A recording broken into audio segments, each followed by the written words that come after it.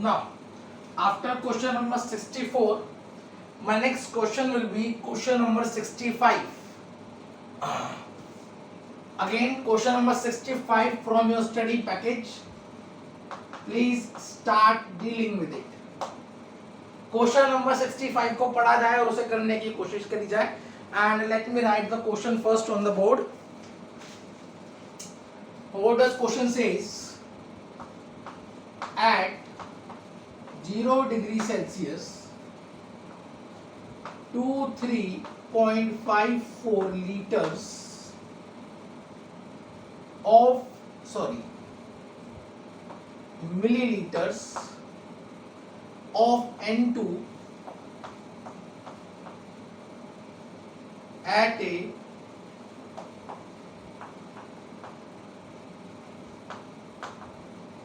partial pressure of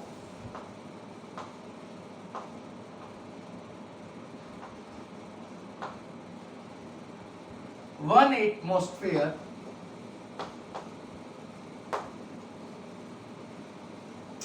will dissolve per liter of water. Will dissolve in 1 liter of water. Under the same condition,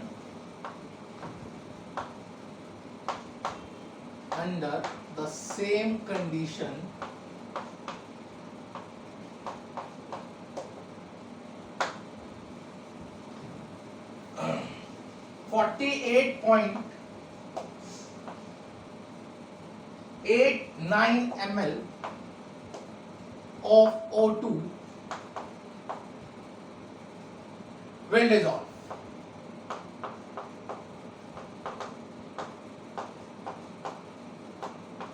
Calculate the amount by which the freezing point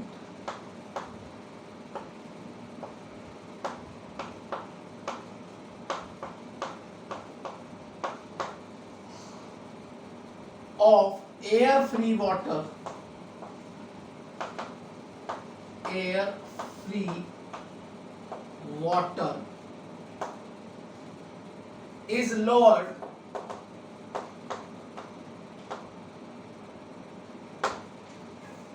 by being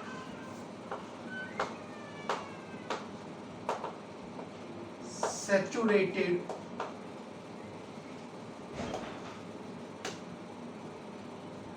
with air.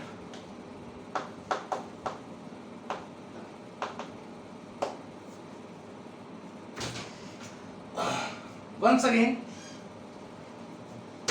please read out the question carefully. What is question trying to say? क्या कह रहा है question? At 0 degree Celsius, 23.54 ml of N2 at a partial pressure of 1 atmosphere will dissolve in 1 liter of water. Under the same condition, 480.89 ml of O2 will dissolve. Calculate the amount by which the freezing point of air-free water is lowered by being saturated with air. समझेंगे, मेरे पास एक air free water है, air free water, ऐसा water जिसके अंदर air नहीं है. उस वाटर के अंदर एयर को मिलाया जा रहा है, एयर से सैचुरेट करा जा रहा है, और हमारे पास कुछ डाटा गिवन है. सबसे पहले मैं डाटा लिखता हूं, उसके बाद मैं क्वेश्चन को इलैबोरेट करता हूं. हमें टेम्परेचर गिवन है 0 डिग्री सेल्सियस, और अगर N2 का पार्शियल प्रेशर फॉर N2, अगर पार्शियल प्रेशर 1 एटमॉस्फेयर है, तो एक एटमॉस्फेयर पर 23.54 ml will dissolve in 1 liter of water. ठीक है, same condition, under the same condition for 48.89 ml of O2 will dissolve. Same condition पर अगर O2 का पार्शियल प्रेशर 1 एटमॉस्फेयर है तो हम कहेंगे 48.89 ml of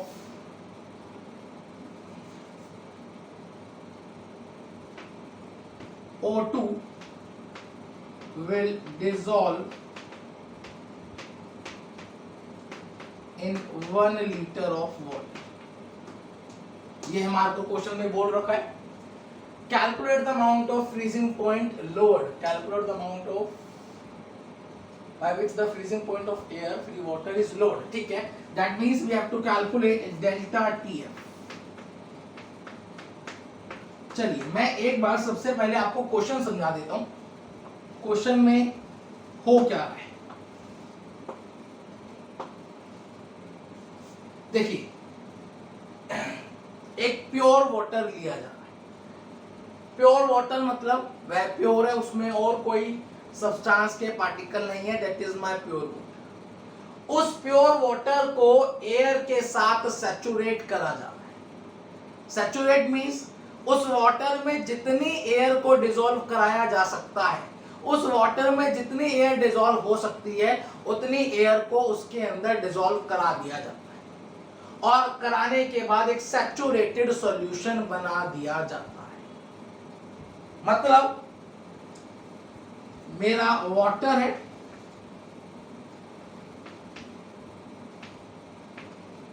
इसके अंदर एयर को मिलाया जाता है और एक सॉल्यूशन बना दिया,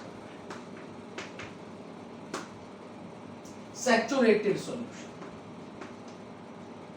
मतलब अब इसमें और एयर डिसॉल्व नहीं हो सकता, ऐसा सॉल्यूशन। अब खास बात, एयर में भी आप got nitrogen as well as O2, nitrogen भी होती है और ऑक्सीजन गैस भी होती है। 79% नाइट्रोजन होती है और ऑक्सीजन 21% ऑक्सीजन गैस होती है। जब हम एयर को वाटर के अंदर मिलाएंगे, डिसॉल्व करेंगे, तो नाइट्रोजन और ऑक्सीजन गैस उस वाटर के साथ डिसॉल्व हो जाएगी, और डिसॉल्व होने के बाद it will behave as a non-volatile solute. Air के अंदर जो दो मेन कंपोनेंट्स हैं, नाइट्रोजन और ऑक्सीजन, वह पानी के साथ डिसॉल्व हो जाएंगे, मिक्स हो जाएंगे, और डिसॉल्व होने के बाद they will behave as a non volatile solute, और इस वजह से वाटर का फ्रीजिंग पॉइंट कम हो जाएगा। अब वह फ्रीजिंग पॉइंट कितना कम हुआ है, हमें इस बात को ही निकालना है। जब वाटर के अंदर एयर को डिसॉल्व करा जा रहा है, उसके डिसॉल्व कर जाने से वहां पर जो फ्रीजिंग पॉइंट कम हो जा रहा है, हमें उसी बात को निकालना है, कैलकुलेट करना है। और हमें क्या गिवन है, अगर N2 का पार्शियल प्रेशर 1 एटमॉस्फेयर है तो इतने ml ऑफ N2 1 लीटर में डिसॉल्व हो जाएगी, और अगर O2 का पार्शियल प्रेशर 1 एटमॉस्फेयर है तो इतने ml ऑफ O2 1 लीटर पानी में डिसॉल्व हो जाएगी। ठीक है, हम कहते हैं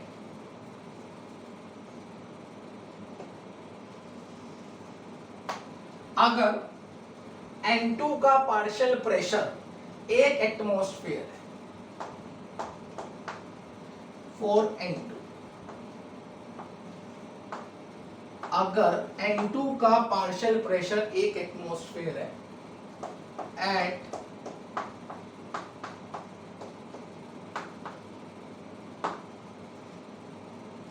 23.54 ml of N2 will dissolve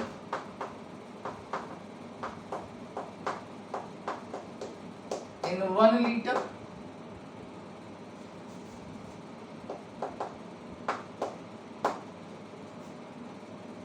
अब जो एयर होती है उस एटमॉस्फेरिक एयर का टोटल जो प्रेशर होता है दैट इज 1 एटमॉस्फेयर, और एयर में 79% नाइट्रोजन होती है और 21% ऑक्सीजन होती है। तो जो एयर में जो नाइट्रोजन का प्रेशर है, जो नाइट्रोजन का पार्शियल प्रेशर है दैट विल बी 0.9। ये नाइट्रोजन और ये oxygen.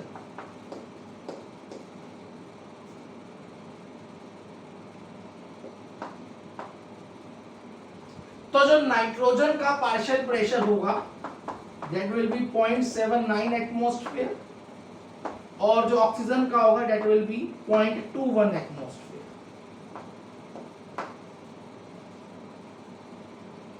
That will be the partial pressure of N2 in air and that will be the partial pressure of O2 in air. अब एक एटमॉस्फेरिक प्रेशर पर इतनी litre of nitrogen 1 litre पानी में dissolve हो जाती है। तो 0.79 एटमॉस्फेयर पे कितनी ml ऑफ नाइट्रोजन 1 लीटर में डिसॉल्व होगी?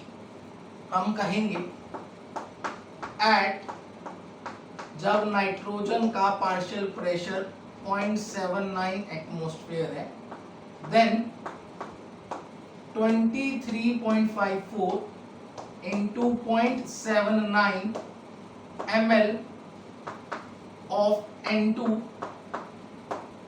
will dissolve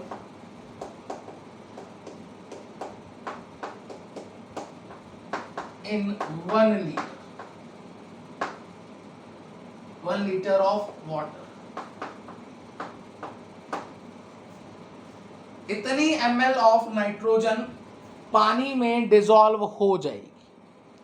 अब बड़े ध्यान से समझें, हमने पढ़ रखा है, हमने देख रखा है moles can be calculated as given volume upon 22.4 litres, या गिवन वॉल्यूम ये जब लगाते हैं जब वॉल्यूम लीटर्स में हो, और अगर वॉल्यूम मिलीलीटर्स में हो given volume ml upon 22400, that is our expression for mole। तो मैं अब इस N2 के मोल्स ही निकालता हूं। इतने एटमॉस्फेयर पे इतनी ml ऑफ नाइट्रोजन डिसॉल्व हो जाएगी 1 लीटर पानी। तो मैं कहूंगा और 23.54 into 0.79 upon 22400 moles of N2 will dissolve in 1 liter of water। इतने मोल्स 1 लीटर पानी में डिसॉल्व हो जाएंगे। यहां से मेरे पास नाइट्रोजन के मोल्स आ गए हैं जो डिसॉल्व होंगे, जो 1 लीटर पानी में डिसॉल्व होंगे। मतलब जो एयर जब डिसॉल्व हो रही है पानी में, तो जब एयर डिसॉल्व हो रही है तो N2 के कितने मोल्स डिसॉल्व होंगे? N2 के इतने मोल्स डिसॉल्व होंगे 1 लीटर पानी में। मैं सिमिलरली ऑक्सीजन के लिए भी निकालता हूं, यही चीज मैं ऑक्सीजन के लिए भी निकालता हूं 4O2।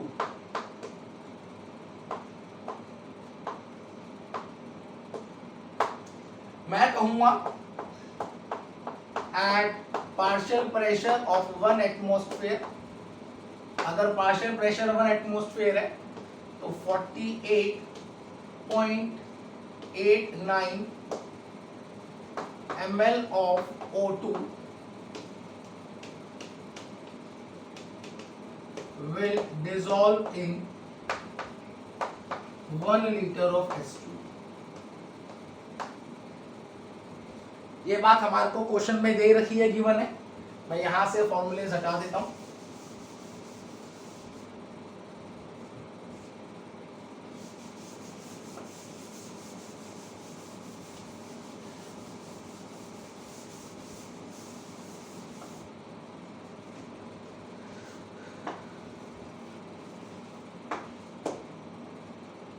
That is air. तो कितना एयर में एटमॉस्फेरिक प्रेशर होगा, एयर का ऑक्सीजन में पार्शियल प्रेशर 0.21। तो eight 0.21 atmosphere 48.49 into 0.21 ml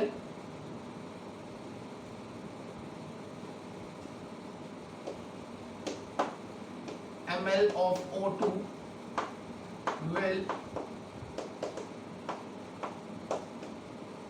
dissolve in 1 liter of water।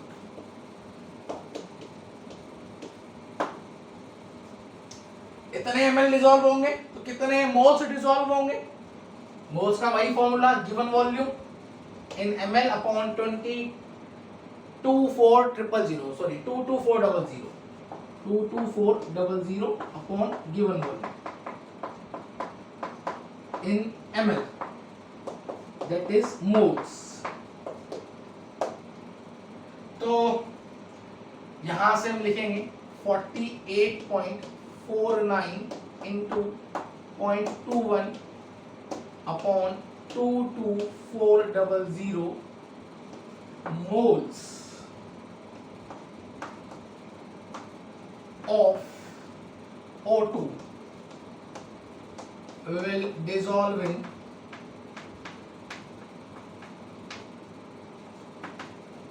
1 liter of H2। अब मैं इसी समय इसको कैलकुलेट कर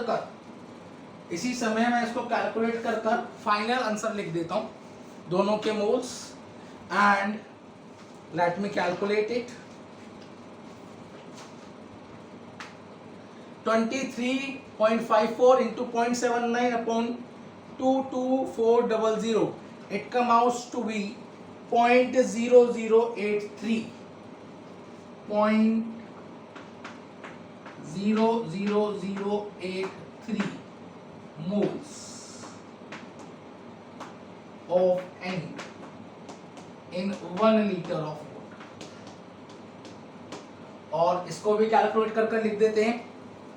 That means 48.49 into 0.21 upon 22400 comes out to be 0.0046 moles of O2 in 1 liter of water। लीजिए, इतने मोल्स O2 के डिसॉल्व होंगे जब एयर डिसॉल्व होगी पानी के अंदर, वाटर के अंदर, 1 लीटर के अंदर। तो 1 लीटर पानी में इतने मोल्स O2 के डिसॉल्व हो जाएंगे और इतने मोल्स N2 के डिसॉल्व हो जाएंगे, और डिसॉल्व होकर दोनों ही सैचुरेटेड सॉल्यूशन बना देंगे। जब इतने मोल्स O2 के और जब इतने मोल्स N2 के डिसॉल्व हो जाएंगे तो वहां पर जो सॉल्यूशन बनेगा वह सैचुरेटेड सॉल्यूशन बनेगा। उसमें ना तो और O2 डिसॉल्व हो पाएगी, ना ही और N2 डिसॉल्व हो पाएगी। अब we have to calculate lowering in freezing point, मतलब we have to calculate delta TF। ठीक है, और उसके लिए मुझे निकालनी होगी मोलारिटी। तो let me first calculate molality।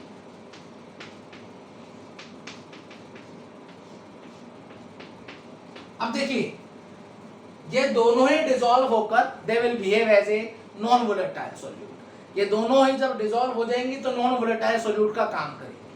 तो दोनों के कितने मोल्स डिसॉल्व होंगे?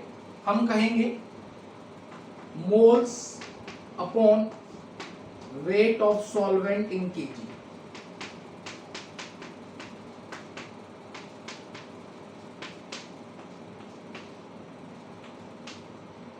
इसके 0.0083 मोल्स प्लस उसके 0.0046 मोल्स और 1 litre of water, 1 litre of water means 1 kg of water. 1 litre पानी को approximately we can write it 1 kg of water. मैं इस बात को लिख भी देता हूं, 1 litre is approximately equals to 1 kg of water. That means that will be my molarity.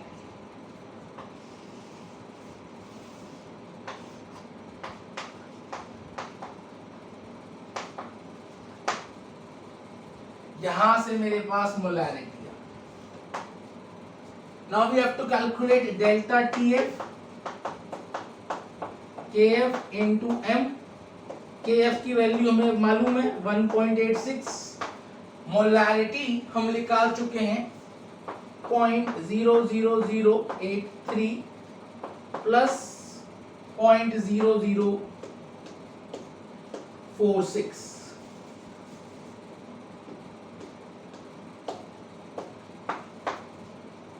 upon 1.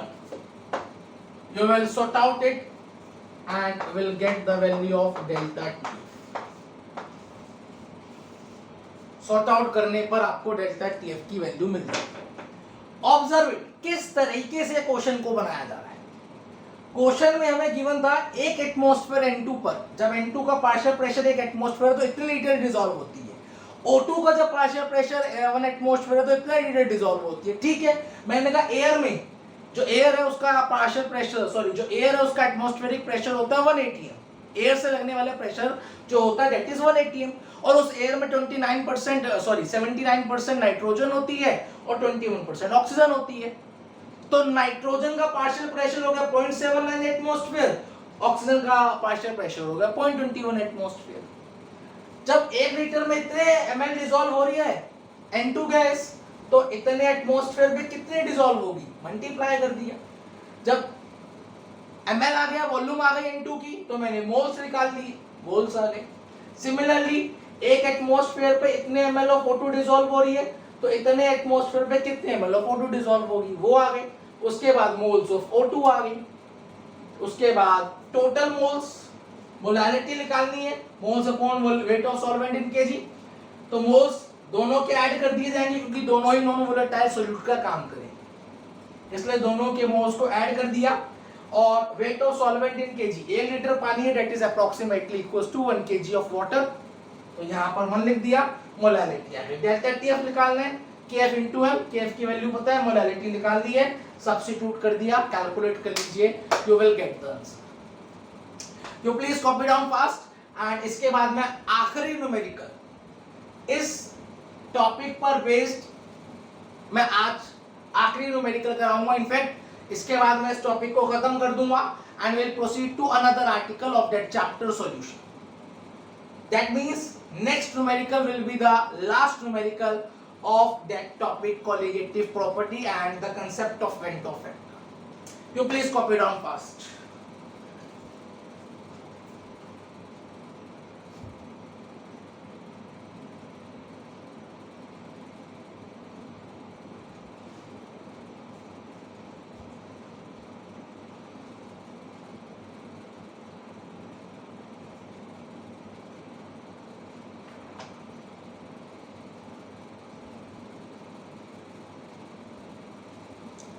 चलिए, let's proceed on towards the next numerical and the last numerical.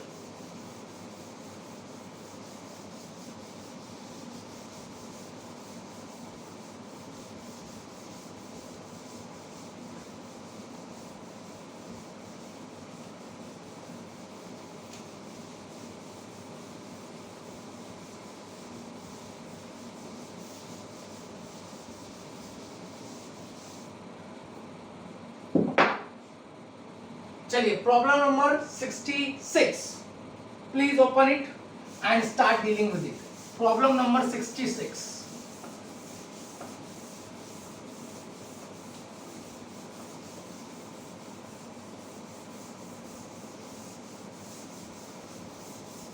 फटाफट प्रॉब्लम नंबर 66 को निकाला जाए और इसी समय उसको बनाने की कोशिश करी जाए।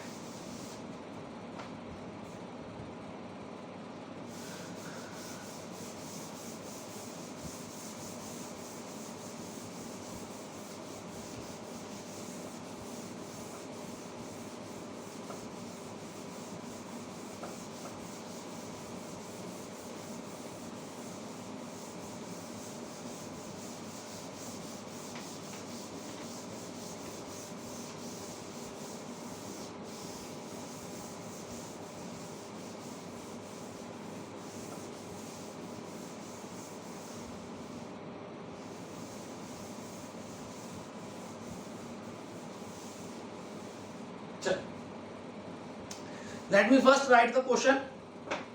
What does question says? Problem number 66. Question says calculate the degree of ionization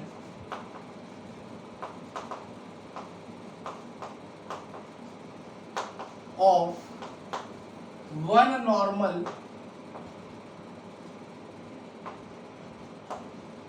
ZnSO4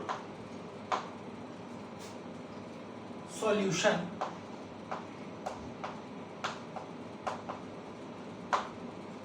at 100 degrees Celsius.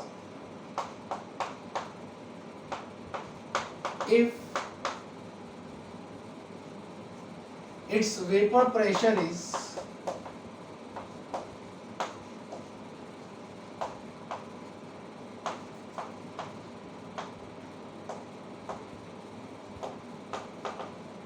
750 mm of Hg.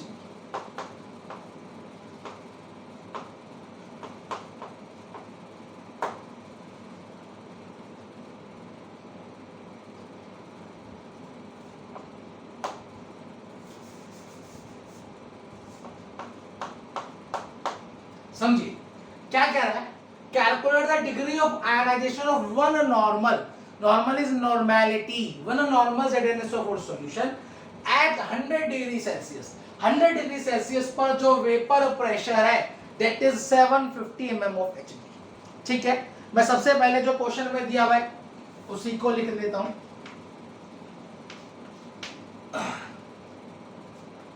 Eight 100 degree Celsius जो PS है, जो सॉल्यूशन का वेपर प्रेशर है that is 750 mm of Hg.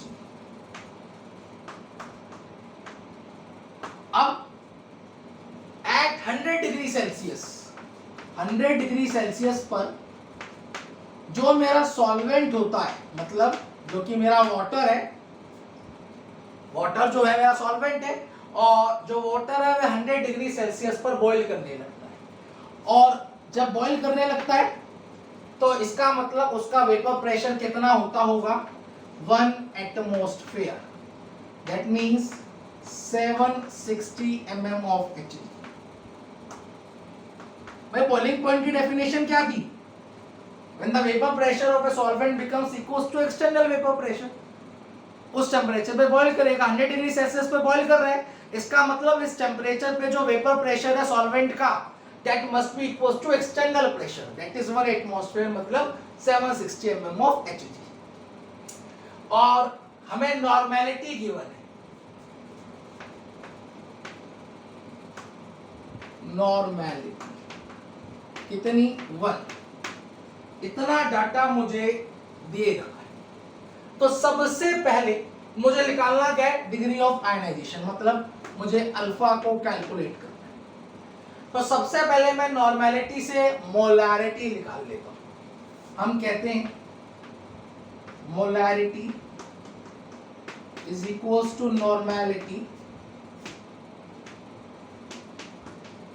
Upon n factor.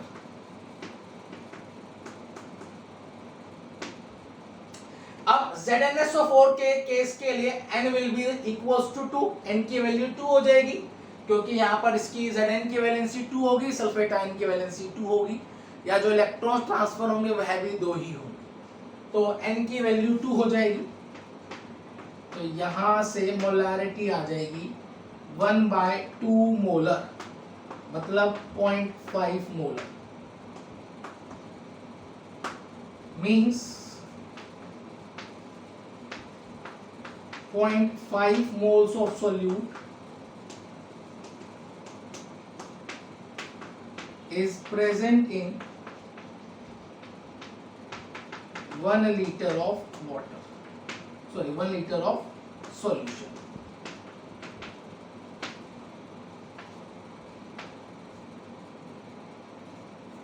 अब ZnSO4, it is an electrolyte.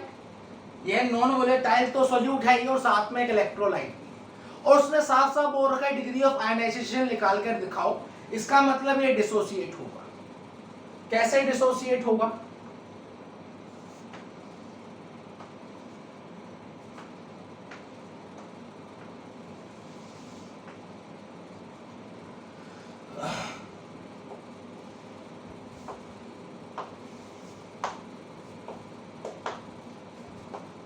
ZnSO4 dissociate to give, मैं इसको थोड़ा सा इधर करके लिखता हूं,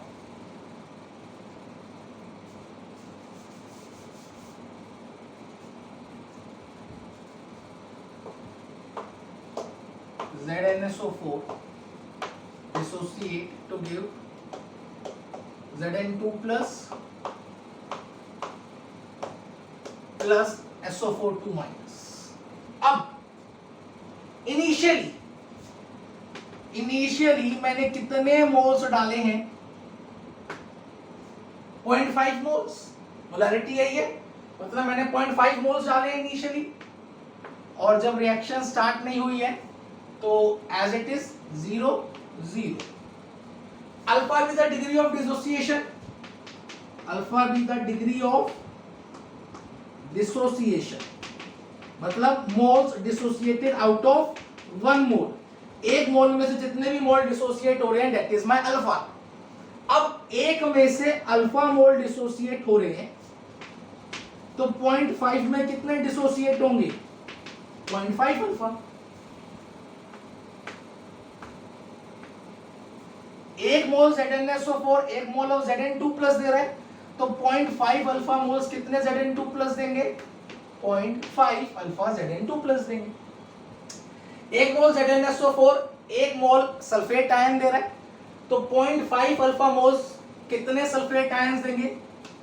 0.5।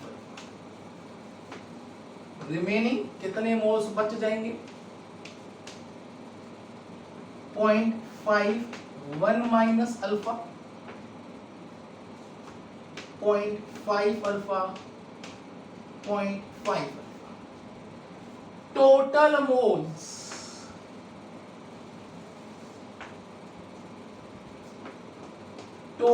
मोल्स आफ्टर डिसोसिएशन के बाद कितने मोल्स होंगे?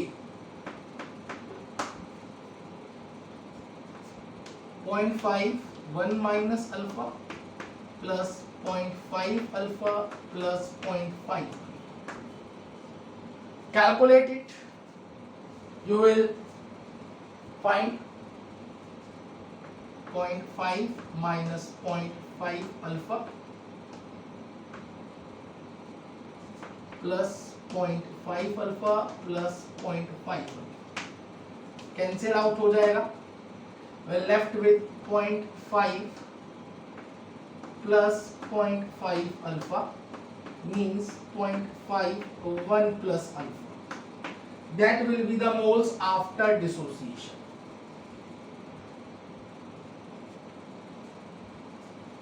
That will be the moles of solute. लिख भी देता हूं,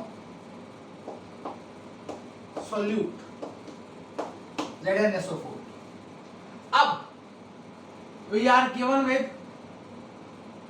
PA0 and PS। हमें PA0 given है, सॉरी 760 mm of Hg, और PS हमें गिवन है, और यहां पर 1 लीटर ऑफ सॉल्यूशन, मतलब 1 लीटर मींस 1 kg, मतलब 1000 gram of water. 1 litre of solution है, तो सॉल्यूशन में जो सॉल्यूट है वो तो ना के बराबर है 0.5। It's almost negligible.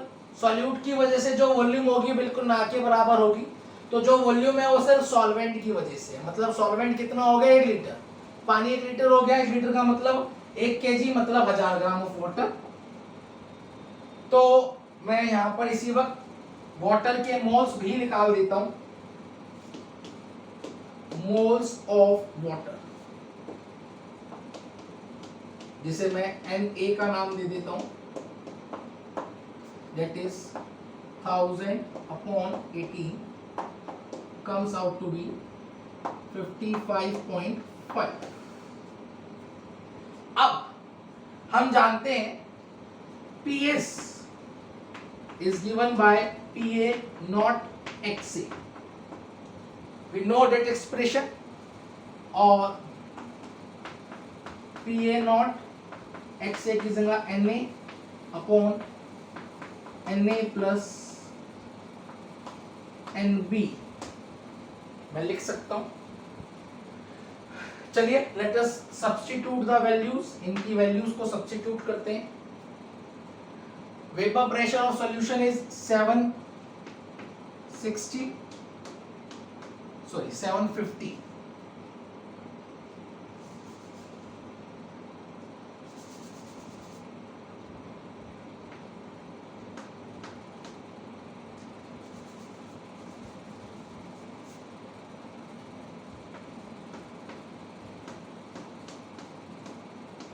PA naught 760. NA is 55.5.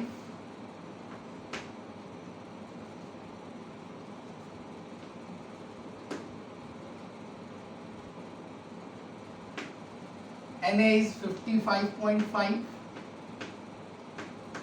and moles of solute is 0.5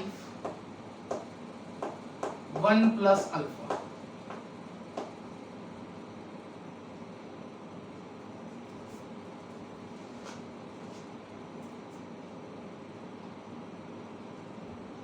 It is 0.5 1 plus alpha. Now 750 upon 760 can be written it as 55.5 upon 55.5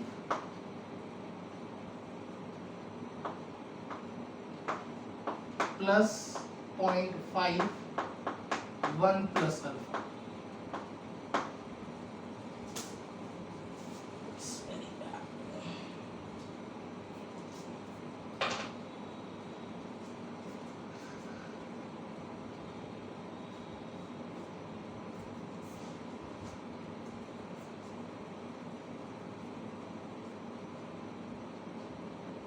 Point 5 1 plus alpha. Now let me interchange, मैं इसको reverse कर देता हूं. Now I can write it as 760 upon 750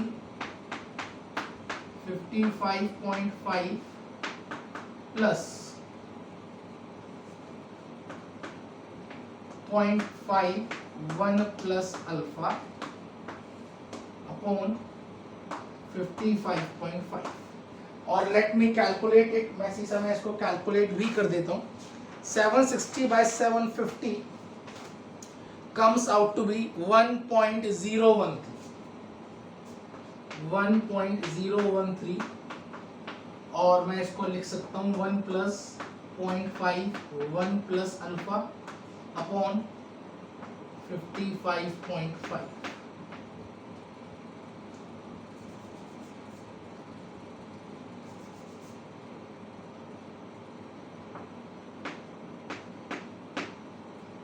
अब इधर जाकर minus का हो जाएगा, तो 0.013 0.5 अपॉन 55.5 1 प्लस अल्फा.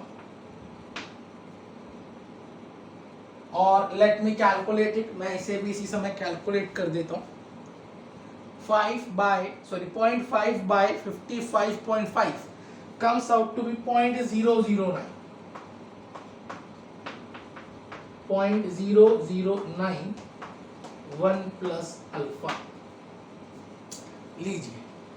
और अब मैं इसको डिवाइड कर देता हूं. 0.013 0.009 1 प्लस अल्फा.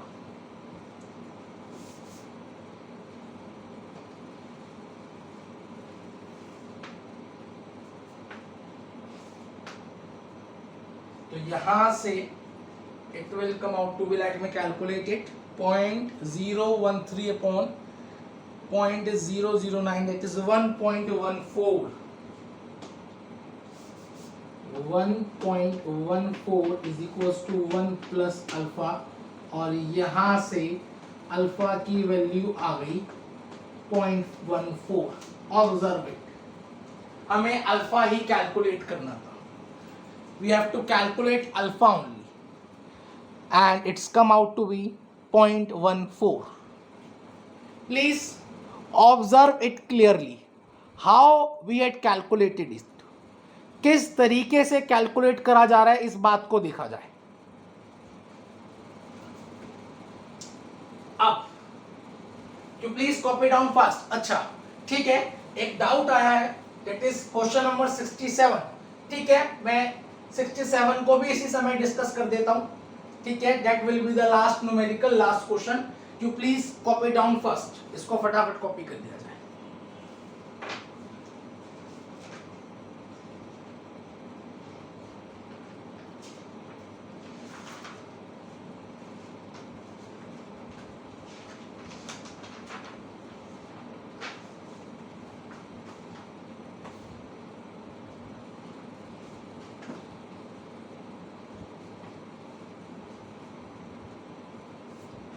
चलिए, let's move on to the last question.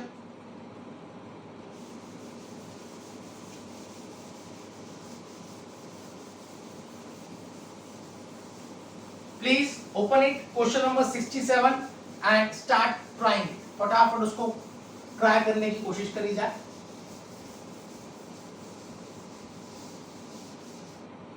Question number 67.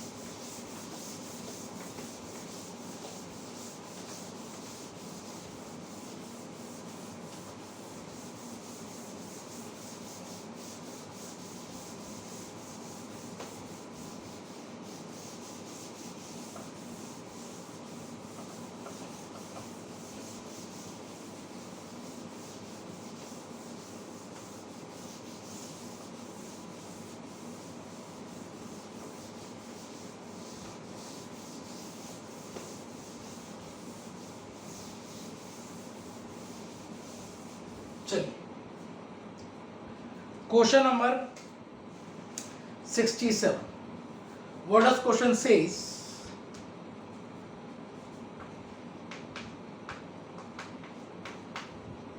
Which solution will have the highest boiling point?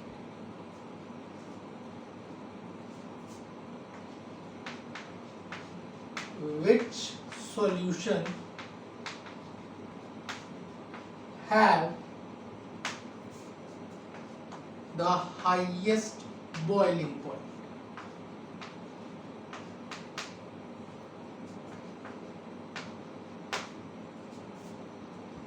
ठीक है, 1% solution of glucose C6H12O6, 1% solution of NaCl. That 1% is weight by weight, या जिस भी terms में दे रखा हो हम उसको हटा ही देते हैं, इसकी हमें आवश्यकता भी नहीं पड़ेगी. Solution of NaCl. Third, 1% solution of ZnSO4. Fourth, 1% solution of NH3 twice CO. Observe it. हमें यहाँ पर कुछ इस तरीके से क्वेश्चन गिवन है, 4 सॉल्यूशंस गिवन है and we have to calculate which solution has the highest boiling point. किस सॉल्यूशन का बॉइलिंग पॉइंट सबसे ज्यादा होगा। देखिए बॉइलिंग पॉइंट की अगर बात करी जाए तो हम कहते हैं delta TB is equals to TB minus TB nought. जिसका डेल्टा टीबी ज्यादा होगा उसका टीबी भी ज्यादा होगा, बॉइलिंग पॉइंट भी ज्यादा होगा। जिस सॉल्यूशन का डेल्टा टीबी ज्यादा होगा उसका टीबी ज्यादा होगा, टीबी मतलब बॉइलिंग पॉइंट ऑफ सॉल्यूशन ज्यादा होगा। अब डेल्टा टीबी किसका ज्यादा होगा?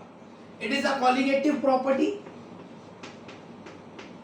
and it depends upon the number of solute particles, number of solute particles मतलब moles of solute। किस पे डिपेंड करेगी? solute के moles पर। अब जिसके सबसे ज्यादा moles होंगे उसी का बॉइलिंग पॉइंट, उसी का डेल्टा टी भी ज्यादा होगा और डेल्टा टी भी ज्यादा होगा तो बॉइलिंग पॉइंट भी ज्यादा होगा। तो let us try to calculate the moles. 1%, 1% means 1 gram and glucose, तो इसके मोल्स आ गए 1/180। ग्लूकोज डिसोसिएट या एसोसिएट तो होता ही नहीं है, तो इसके मोल्स आ गए 1/180। NaCl डिसोसिएट होता है। NaCl dissociate to give Na+ and Cl-, तो एक पार्टिकल 2 पार्टिकल देता है, तो इसके यहां पर आ जाएंगे मोल्स 1/58.5, ये तो मोल्स आ गए। और डिसोसिएट भी होते हैं, एक पार्टिकल डिसोसिएट होकर 2 पार्टिकल देता है, multiply by 2। Similarly ZnSO4, again ZnSO4 भी एक इलेक्ट्रोलाइट है, वह भी डिसोसिएट होता है और डिसोसिएट होकर एक इलेक्ट्रोलाइट डिसोसिएट होकर Zn2+ और SO4 देता है, zinc ion plus sulphate ion, और इसका मॉलिक्यूलर मास विल बी 160। तो यहां पर इसके मोल्स आ गए 1/160 और डिसोसिएट होकर 2 पार्टिकल्स देता है into 2। और लास्ट में NH3 twice CO, ये ना तो डिसोसिएट होता है ना ही एसोसिएट होता है, तो इसके मोल्स आ गए 1/60। लीजिए मेरे पास सभी के मोल्स आ गए, मोल्स मैं लिख भी देता हूं। अब ऑब्जर्व इट, मैंने क्या बताया? जिसके सबसे ज्यादा मोल्स होंगे, colligative property depends upon number of solute particles मतलब मोल्स ऑफ सोल्यूट। जिसके सबसे ज्यादा मोल्स होंगे सोल्यूट के, उसका डेल्टा टी भी ज्यादा होगा, डेल्टा टी भी ज्यादा होगा मतलब बॉइलिंग पॉइंट ज्यादा होगा। तो साफ साफ नजर आ रहा है NaCl has the maximum number of solutes.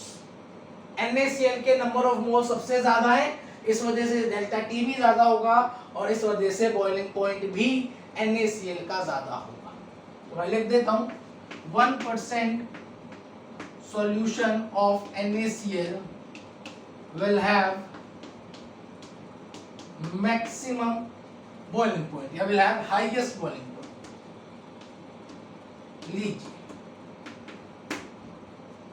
that finishes your numerical portion as well as।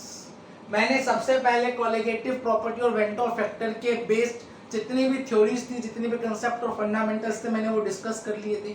उसके बाद मैंने ढेर सारे अलग अलग तरीके के न्यूमेरिकल्स, इनफैक्ट सभी तरीके के न्यूमेरिकल्स डिस्कस कर लिए हैं।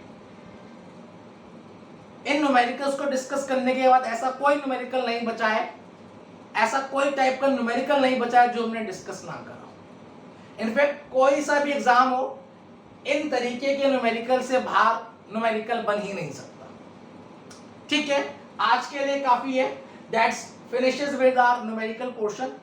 और अब मैं इस आर्टिकल को खत्म करता हूं and from my next lecture I will start my next article. मैं अगला आर्टिकल स्टार्ट करूंगा इसी चैप्टर का and that will be the last article of that chapter. और उस आर्टिकल के बाद will finish that chapter you please copy down fast, फटाफट कॉपी कर लिया जाए। आज के लिए ये काफी है। That's all for the today, bye bye.